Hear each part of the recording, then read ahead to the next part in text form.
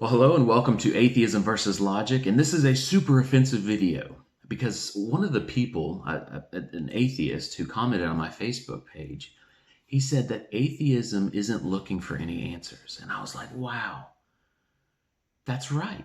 Well, I'm just going to say some atheists, they're just not looking for any answers, and atheism is just saying there's no evidence for God, and so I'm like, I see this in people who keep commenting on my content that they're trying to stay neutral, and I'm telling them you can't stay neutral. They're trying to say that atheism is just a lack of belief in God, and I agree. Atheism is a lack of belief in God.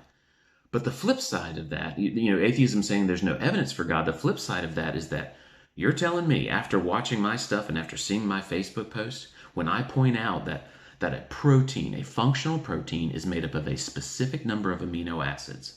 These amino acids have to be arranged in a specific sequence. There's only 20 that are useful for life.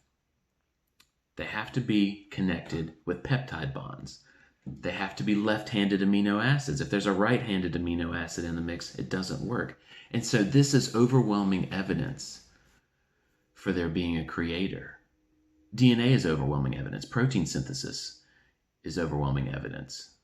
What a functional enzyme looks like. It's a machine is evidence. The plasma membrane is evidence. Binary fission is evidence. How did the first living cell that I don't believe could come about by natural processes, how did it know to become two different cells? So if you look up willful ignorance, it's really someone not wanting to look at the facts so that they can't be found guilty. Man, so my question for you, is that you?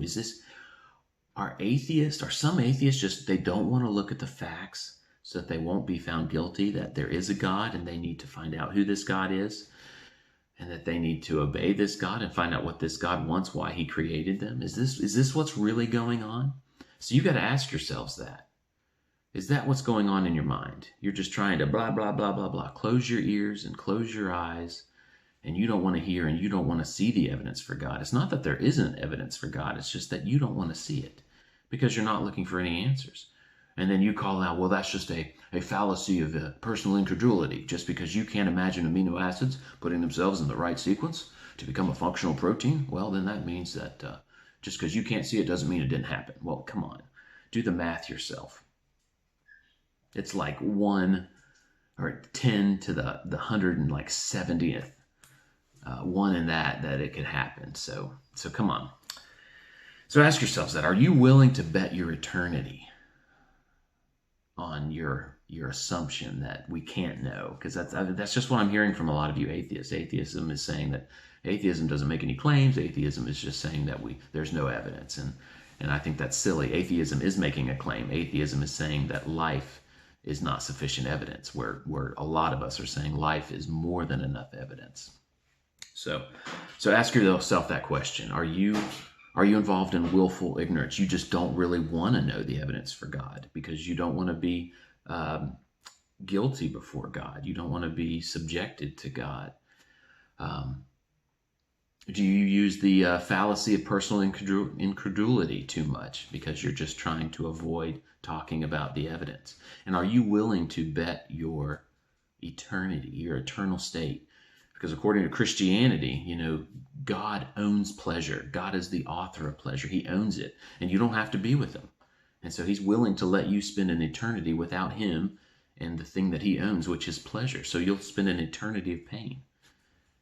Are you willing to bet your eternal existence on not wanting to look at the evidence or not noticing that life, the prokaryotic cell, is sufficient evidence for a creator? So I agree that most religions are wacko and wrong and evil. That's what Christianity teaches. Do you know that Christianity says that false religions are the worst thing? Right? A false view of God is the worst thing. So ask yourselves those questions.